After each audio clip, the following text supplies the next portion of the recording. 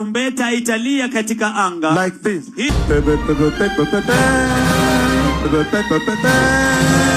That is how the trumpet will sound.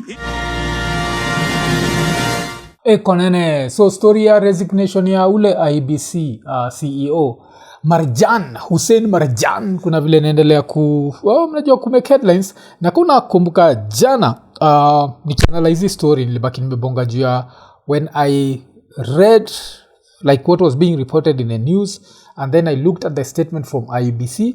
I didn't think this guy resigned, and I can as a Prophet Habakkuk, you are right on this one. Why?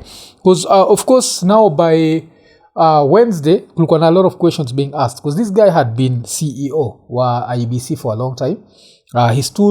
He was still like eligible for a second term, because ukiwa IEBC CEO unzabaki umerun for 2 terms, but somehow he ended up in quotes resigning. So wacha tucheki vile hii story ilikuwa sasa inakuwa reported, and the questions around it vile zilikuwa answered. In its first event after the surprise exit of the Commission's Chief Executive Officer Marjan, Hussein Marjan,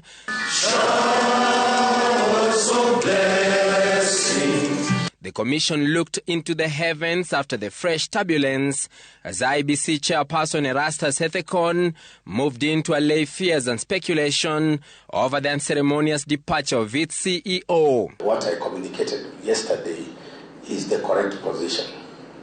That we've had discussions and we arrived at a mutually agreeable separation in the interest of the country. So Mskeyo, like wali come to a mutually agreeable decision in the interest of the country. And how is that in the interest of the country? This is one thing lazima nipatie Ethekon credit. The fact that the whole opposition were there up in arms complaining about Marjan, and us were the referee. You see, if you're a referee, you have to make sure that the people who are playing feel like the game to a certain level is fair. And kuna vile wasa opposition walikuwa na feel kama Marjan yuko compromised. And it gets interesting. Why? They talked about Smartmatic and of course stories za Kamago. And somehow to a certain level this whole piece inaonyesha ni kama Marjan aliresign juu ya Smartmatic. But tuendelee. Ethekon adding that the decision was made to avoid any legal and timeline challenges ahead of next year's general polls, where Marjan was expected to leave in March 2027.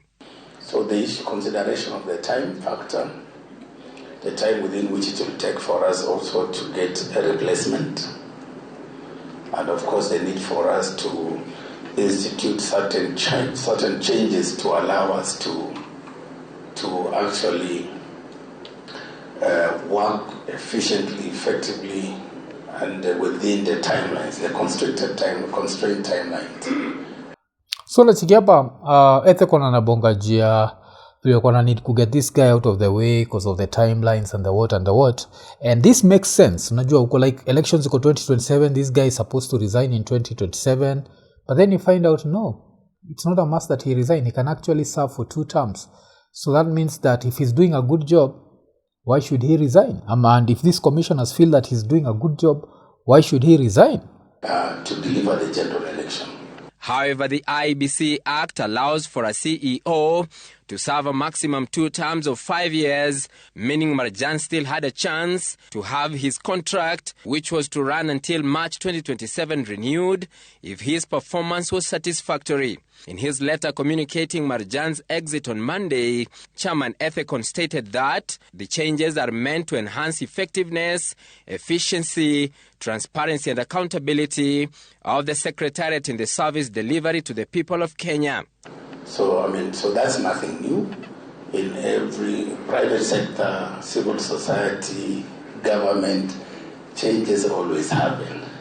Wajua kijipata ile party anasema changes always happen. Ethekon anakuwaga na hiyo sauti. That's when you start realizing that I think this guy was pushed out, and because he was so comfortable there. Pako nashindo why all of a sudden, like 1 minute there's a press conference like today, then by the next day he's all of a sudden gotten this conscience and decided it's time to resign. That didn't make sense.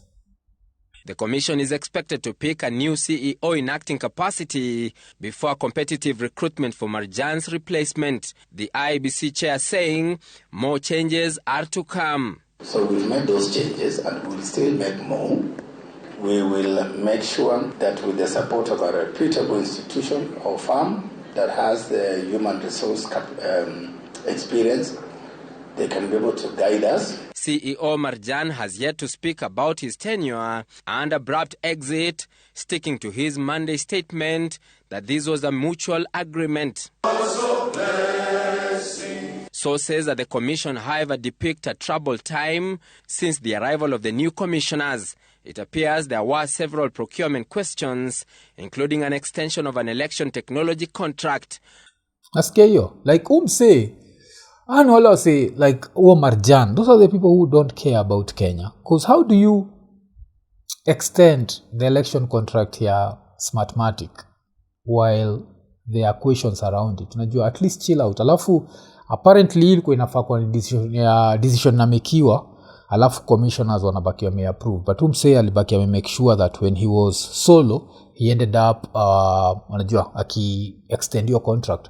And these contracts za Kenya zinakuwaga very interesting. Because even when they are, zinakuwaga contracts that only benefit the supplier. Inakuwaga in a way that even if there's corruption that's involved, and even if they are done at the detriment of a country, somehow the country still pays. So even with all this bullshit, if who ethakonataiza kujiget out of Smartmatic will still pay Smartmatic billions. I'm 100% sure that's what that contract inakuwaga imeandikwa. Why?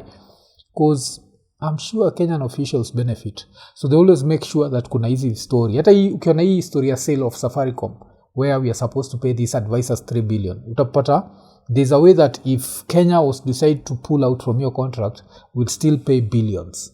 That's the Kenyan way. And that's the reason why this whole Baringo, this whole Singapore-ish looks more like a Baringo dream. And why am I talking about Baringo? Baringo, of course, ilitupatiaga president for 24 years. By the time this president was coming out, he was multi-billionaire. And this is one of the presidents that convinced us that the president being your tribe is very important because it brings development. So, wacha tuende Baringo, Joone. Baringo is the new Singapore. Kwingineko ni kwamba wanafunzi wa shule ya msingi ya Lorumoru wamesalia katika njia panda baada ya majengo shuleni humo kubomolewa. Ubomozi huo uliofanywa kutokana na mzozo wa ardhi baina ya jamii na idara ya huduma za msitu KFS ambayo ilitenga sehemu hiyo kuwa eneo la msitu. Na kama anavyoarifu Laura Otieno, wakazi wamepinga pendekezo la kuhamisha shule hiyo katika sehemu mbadala, wakisema kuwa mwendo huo utakuwa mbali sana kwa wanafunzi kutembea. So try to imagine, a president was came from this region for 24 years. He was a dictator. Kumbuka vile tunamboga, it's only dictators that can bring development. And the same place, watu wana land inje. Apart from watu kuland inje, the same place Baringo, kumekuwa na a lot of starvation stories from Baringo. And this guy was president for 24 years. And people were ready to put their lives on the line hapo uko in Baringo to make sure that he remains president. If this is not the biggest form of negative ethnicity, I don't know what can be.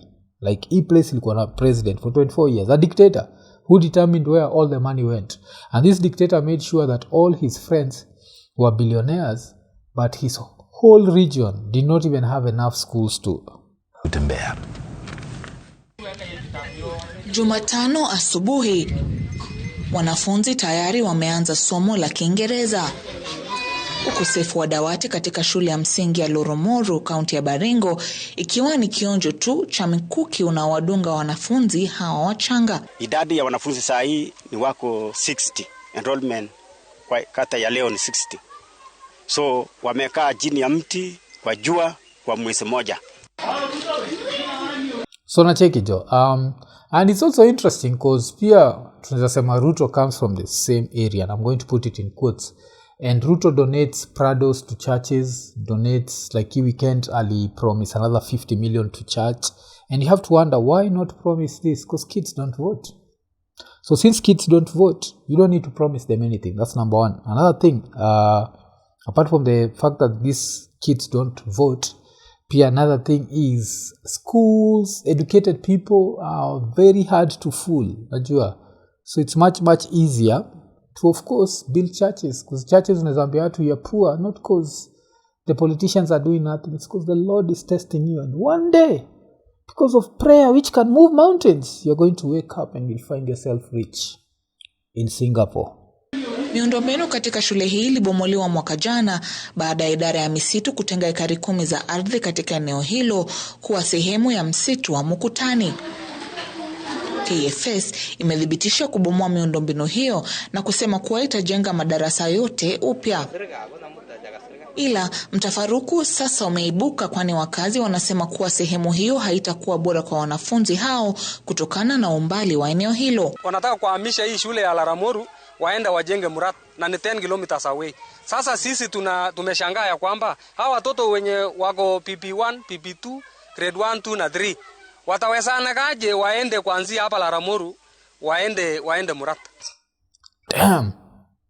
Try to imagine this level of poverty, and you're the president of a country and you commit to use 2 billion to build a church. And apart from that, 50 million for another church. Kuna sort of reason. The same Bible samaga, it's easier for a camel to go through, a camel to go through the eye of a needle than for a rich man to reach whatever. And another thing muambiwa ni God is omnipresent. Unajua, he's everywhere, and you do not need to build a house for him to be there. But these kids need a school. But you'd rather invest 2 billion shillings on a building for prayer, and God is omnipresent, and these kids are not omnipresent. They can only learn in a school. Then you're like the famous saying, fuck them kids. Najua, wakwende kabisa. That's what you decide about the kids. Sindio? Okay. Sisi tutachenga shule yetu hapa Loromoru, na tuwezi toka hapa na tutaka hapa mpaka milele. Msimamizi wa misitu kaunti ya Baringo aidha alisema kuwa aliwasiliana na mratibu wa elimu kaunti hiyo kuhusu sehemu mbadala ambapo shule ya msingi ya Loromoru itajengwa. A site has already been identified. KFS is ready to construct the same buildings that were pulled out of the forest, out of the gazetted forest. So try to imagine, Joe. This is a so-called region that has a president, and yes, kulikuwa na schools built in the forests. Damn, man. I guess, but we need to build a church. So I guess the Lord is just testing these kids, and the Lord cannot give you what you can't handle. So maybe these kids, they were meant to sit on slabs and bend their backs and all that, because the Lord is testing them. Sindio? Konene, najua mwaka ni mpya, lakini injili ni ile lemfi. So kama uko US, uko UK, uko Canada, ama uko the UAE, na unatry kutuma do Kenya, baki umechangamka, ingia lemfi, utabaki umepata the most competitive rates. Lakini apart from that, on your first transaction ya $100 or more, utapata $20 sign up reward. So unangoja nini? Baki umechangamka, chap ingia lemfi. Lemfi, international payments for everyone. Konene. But another interesting story. Hii ni story ilikuwa featured on NTV 3 days ago, and kwa nimesema nitabonga juu yake, but somehow sikubonga juu yake. But it was a very interesting story. Ilikuwa ni story na Epstein. Najua ukifikiria juu Epstein, the last place unafikiria juu yake ni Kenya, but this was a very interesting piece. The recently released Jeffrey Epstein documents have sparked global conversations about the convicted sex offender's international connections. Tonight, we examine mentions of Kenya that have appeared in these files and the questions they've raised. To be clear, these are references in emails and contact lists. No evidence has emerged linking Epstein to any criminal activity here in Kenya. But the mentions have drawn attention to Kenya's ongoing struggles with child exploitation and whether Epstein's network extended to East Africa. So nacheki, kuna hii story kama mambo ya Epstein lilibaki extend hapa, and I think the probability that that's true would be very high. Why? Cause hiyo area ya coast tumechekigi na kuaga na walami wengi sana ushikwa na stories za minors na kuaga like it's just one of those things that happens. And now kukwena ufala ule stories zake tu ni ngono na minors alafu he has this whole connection to Kenya, like, okay. Among the millions of pages released in the Epstein case files, several references to Kenya have caught attention. The mentions are brief, mostly travel plans and casual correspondence, but they've raised questions about the extent of Epstein's international reach. Kenya has long struggled with child sex tourism, particularly along its coastal regions. According to UNICEF, areas like Malindi, Mombasa, and Kilifi have been identified as hotspots where foreign tourists exploit vulnerable children. The country has strengthened laws in recent years, however, enforcement remains a challenge. It's against this backdrop that the Epstein documents have generated speculation. In December 2009, New York publicist Peggy Siegel emailed about traveling to Kenya with someone named Matty, mentioning planned visits to areas like Masai Mara. In the same email, Siegel made a joke about bringing back a baby or two, an apparent reference to Madonna's high-profile adoptions from Malawi around that time. Damn, nacheki, bring back a baby or two. Na hizi raya zinakuwaga so twisted. Like hata ikikam to history ya Epstein, kuna a lot of stories za watoi. Nacheki na watoi, mpaka hii raya inaitwa Trump. Trump inakuonyeshaga vile mupenda kusema America wana tribal politics. And tribal politics, of course, the tribe in America inakuwaga ni race. And because hizi raya bado hazijali. Trump is still the guy, even after all these mentions and all this like evidence that this dude was involved in pedophilic activities, bado support yake haijakuwa dented iwe kidogo. Why? It goes back to like kitu nimesema before. F them kids. Najua. Atoi wakwende. Language, while seemingly playful, has drawn criticism given the later convictions in Epstein's case. It's important to note that 5 years after that email in 2014, under then-President Uhuru Kenyatta's administration, Kenya banned international adoptions entirely. The government cited concerns about child trafficking and the need to strengthen domestic adoption systems. Okay, that's interesting. Hii ni kitu moja sikuwa najua that tulibaki tumeban international adoptions. Okay, that's interesting. I understand the reasoning behind it. Does it mean that all kids wale wamekuwa internationally adopted wamekuwa taken through this? Of course not, but considering vile walami wanatudharau, nicheki kulikuwa na walami wali adopt mtoi black alafu wakaenda kwa kimtumia kama slave. Najua huko ulamini tu. I think it just within America itself, ilikuwa just an American white couple wali adopt an American black kid alafu ilikuwa ama I think ni black kids wakaanza kuwatumia kama slaves. So President Kenyatta's name appears elsewhere in the file. In April 2013, businessman Sultan bin Sulayem wrote to Epstein saying that he was in Nairobi attending Kenyatta's presidential inauguration. And then Epstein suggested that they visit Kenya later that year in June. The email contains no other details about any planned visit. Photographs have circulated online showing Epstein visiting British entrepreneur Richard Branson at his Kenyan coastal property in Malindi. The timing of the visit is unclear. Malindi has been repeatedly identified by child protection organizations as an area with high rates of child sex tourism. There is no evidence suggesting Branson had any knowledge of Epstein's crimes or that Epstein engaged in illegal activities during any Kenya visit. Epstein's contact directory seized by authorities also contains the contacts of Cookie Gallman, the Italian-born Kenyan conservationist and author of I Dreamed of Africa. Sikia hiyo Kenya conservationist, I Dream of Africa. Alafu the next thing that's said about her is, of course, ni land yetu. She dreams of land yetu more than of Africa. Najua kuna kwa a lot of nonsense ilo happenigi. Wazungu wanaweza kuja hapa, they do whatever they want to do. Wewe wezi enda kwao baki umedo the exact same thing. And so nachiki hapa kuna conflict ya mother and her conservancy na the locals who are there. But who was there before the, of course the locals, because this is their home. Najua this is where they were born, this is their area, this is their, but of course mother na kamna do, so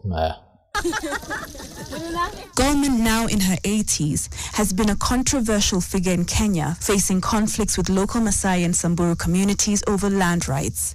She was shot and injured during clashes in 2017. There's no indication of the nature of any relationship with Epstein or whether she even knew him personally. Several of the emails reference visits to rural areas and Maasai communities. Some contain language that seems to characterize African communities in ways that suggest an exploitative mindset.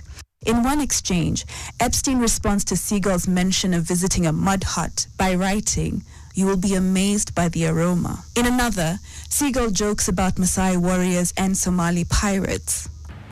I have nothing to do with Jeffrey Epstein. I threw him out of my club many years ago because I thought he was a sick pervert. But I guess I turned out to be right. But you know who does have? Bill Clinton. Damn, ira was nijo. I have nothing to do with Epstein, but you know who else? Bill Clinton. Of course, Bill pia alikuwa gone some bullshit. So it's not like something that Nini, but himself kwa najuana na Epstein. Na kwa hizi files kuna page ilibaki imetolewa, ilikuwa inasemekana like alikuwa na mess na watoi. So hiyo page ilibaki imetolewa na the DOJ, Department of Justice, walibaki wameipull down. But apart from that, of course, history yote imekuwa interesting because mother anaitwa Bill Gates. Because kumbuka vile hizo files zilitolewa last week, one of the things that came out was Bill Gates alishika either kaswende ama I think kaswende ama kisonono. Gani bacterial, ile bacterial katikati hizo mbili. Alafu alikuwa na need to take antibiotics. So alikuwa na try kufikiria vile anaweza slip antibiotics kwa nini ya Melinda Gates. So Melinda alienda hapa inaitwa nini, akiwa interviewed and akabonga juu ya umse kupay the consequences. Najua like there needs to be a certain level of consequence from Bill Gates. Alafu sasa Bill Gates pia akabaki amejitetea on when was it? I think Melinda alikuwa interviewed on Tuesday, Bill Gates on Wednesday ama Monday na Tuesday. Wacha tusikie, but yeah, of course saizi wako divorced. Umadha alisha get half yake. Saizi iko ekonana. The emails in the files suggest that Bill Gates had additional affairs and that he tried to get medication to treat a sexually transmitted infection and that he was going to give you the medicine without you knowing. His representative has said all of this is false. It is not on you to have to respond to the details of that alleged behavior, but I wonder what your dominant emotion is. Damn. Mother, kabla hata tuendelee na story. Mother ilikuwa inasemekana that alikuwa sign a certain contract na Bill Gates. Hata wakiwa married. Ile Bill Gates alikuwa allowed kwenda kulala, I think in quotes, na his university sweetheart. Like ilikuwa ni, I think it was once every month ama once every what. Aka mother jo, najua kuna bilioni kwa bank jo. Bilioni ni pesa mingi, wasa uchezaga jo. I think at some point Bill Gates was the richest man in the world. Bilioni ni pesa mingi jo. Well, okay, nilikuwa nampenda kitambo. Sasa ndio tuishi hii soft life. Wacha mimi niende nipokee kitu hard. Okay. Haikutokea vizuri. When you read these news articles with these details. Sad. Just unbelievable sadness. Unbelievable sadness, right? And again, I'm able to take my own sadness and look at those young girls and say, my God, how did that happen to those girls, right? And so for me, it's just sadness for, you know, I left my marriage. I had to leave my marriage. I wanted to leave my marriage. I had to leave I felt I needed to eventually leave the foundation. So it's just sad. Damn. Sikia jo. Mother hata kutry kutetea Iraya. Kuzira ina ka weakness yake imekuwa ni story na kudinyana. Na cheki, and inakuwa very sad where you can reach that age and that level of success and still be a pervert somewhere. Ulena need kumes na watoi and all that nonsense. But Iraya ilijitetea. Na ilijitetea zile za ovyo. Unajua vile unaweza toa za ovyo zile zilikuwa mimi sikuwa na dinyana. Mimi niliingia hapo nikacheki Epstein amepita hivyo kidinyana, lakini mimi kwanza Epstein ndio niaje, mimi natafuta donations za the Gates Foundation, Melinda and Bill Foundation, natafuta donation. Bill Clinton yaje. Trump na utege unadinyana lakini mimi sijakuja hapa kudinyana. So ila yako nasema hivyo that iko na meet na nani Epstein cause inatafuta donations. Like I understand kujitetea, but kuna kujitetea ingine liko like Buddha jo, acha zako Ona to enjoy. Acha tusikie. Knew a lot of very rich people, and he was saying he could get them to give money to global health. You know, in retrospect, that was a dead end, and I was foolish to spend time with him. I was one of many people who regret ever knowing him. You've no doubt seen the allegations, including some of them from the last 24 to 48 hours. Are they true? No, apparently Jeffrey wrote an email to himself. That email was never sent. The email is, false. So I don't know what his thinking was there. It just reminds me, every minute I spent with him, I regret and I, apologize that I did that. So atakudanganya wewe ni billionaire. At this point you're the richest person in the world. But nani alikuwa nakuzungusha? Epstein alikuwa nakuzungusha. Na apart from Epstein kukuzungusha, Epstein alikaa chini akasema, hakusema Trump alikuwa na kaswende. Hakusema nani anaitwa Bill Clinton alikuwa na kaswende. Akachagua tu wewe tu. Ndiye akachagua uko na kaswende. Wewe ni vizuri uende. The problem is some of the things that he has sent and some of the information about other people that has come up in those files has been true. Why would he do this and say this about you, do you think? It's factually true that I was only at dinners. I never went to the island. I never met any women. And so, the more that comes out, the more clear it'll be that although the time was a mistake, it had nothing to do with that kind of behavior. So, stories zake na ngono zimekuwa hata imesemekana like alisettle a lot of money na some of Microsoft engineers. But Iraya ni nerd. So since ni nerd, I guess kuomba hiyo kitu kwake kuna vile ni hard kiasi. So I don't know, man. I don't know. So hiyo ni story na Bill Gates, story pia na Kenya na stories the Epstein Island and what next? What's going to happen next na hii story? Wacha tubaki tumecheki. Hizi stories za sexual deviancy waga very interesting because hata hapa Kenya nishasikia hizo story like kuna ma deviant kadhaa wale they walk amongst us. Hizi raya zinadu vitu za ajab zina swing both sides why somehow to show kuna power, especially in the Kenya political scene. Kuna a lot of those stories. Of course hizo ni raya zile ukitaja unauma pamba eko nene.